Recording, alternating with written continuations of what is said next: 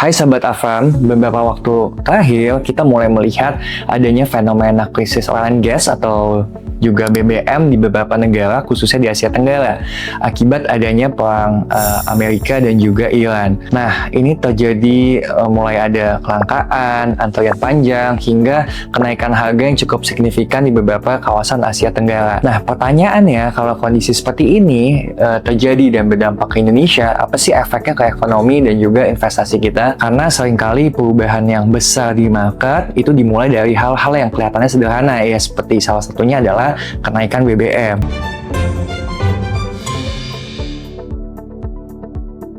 Nah, coba kita breakdown dulu dari awal. Saat terjadi tekanan pada BBM, baik karena krisis ataupun penyesuaian harga, dampak pertamanya langsung terasa di biaya transportasi dan juga logistik. Distribusi barang menjadi lebih mahal, operational bisnis juga ikut naik.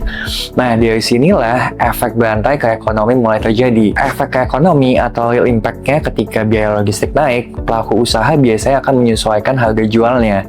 Artinya, harga barang dan jasa ikut naik. Nah, di sisi lain, daya beli masyarakat bisa tertekan karena pengeluaran bertambah, tapi penghasilan belum tentu ikut naik. Nah, kalau kondisi ini berlanjut, konsumsi masyarakat bisa melambat. Padahal konsumsi domestik adalah salah satu atau merupakan penggerak utama ekonomi Indonesia. Efeknya apa sih ke inflasi dan suku bunga? Kenaikan harga barang ini akan mendorong adanya inflasi yang lebih tinggi.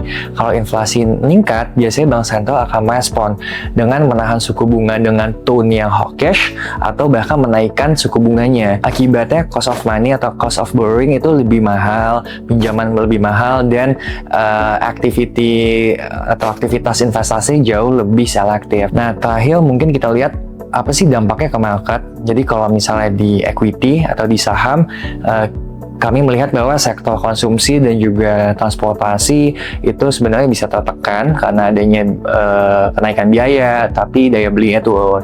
Nah, di obligasi mungkin ketika suku bunganya naik, yield ikut naik dan juga harga obligasi ya akan turun gitu ya. Nah, secara keseluruhan sentimen investor akan menjadi lebih hati-hati. Kondisi ini sering disebut sebagai risk off sentiment, di mana volatility market itu cenderung lebih meningkat. Di situasi seperti ini, banyak investor mulai berubah view-nya atau pandangan, di mana cenderung lebih wait and see dan juga less agresif. Nah, fokusnya bergeser ke instrumen yang relatif lebih stabil, lebih liquid, dan memiliki risiko yang lebih rendah. Nah, salah satu langkahnya yang bisa dilakukan adalah dengan cara rebalancing portfolio. Artinya kita mengatur ulang alokasi investasi kita sesuai kondisi market yang ada. Nah, sebagian uang atau dana kita bisa ditempatkan ke instrumen seperti reksadana pasar uang. Nah, di mana reksadana pasar uang itu di kondisi market yang cukup volatile seperti ini dapat berperan sebagai membantu kita menjaga dana kita tetap produktif tanpa harus mengambil resiko yang lebih besar seperti kita punya exposure di instrumen saham maupun obligasi yang jangka panjang. Nah, selain itu, sifatnya yang liquid juga itu bisa menjadi buffer kita sebelum masuk kembali ke aset yang lebih berisiko ketika kondisinya sudah cenderung lebih stabil. Nah, jadi mungkin adanya krisis BBM ini memang bisa memicu efek kemana-mana gitu ya, mulai dari ekonomi maupun sampai capital market gitu ya.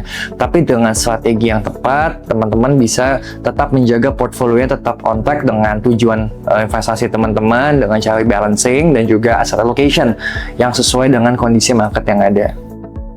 Thanks for watching. Jangan lupa like dan subscribe agar kamu nggak ketinggalan informasi menarik lainnya. Sampai jumpa!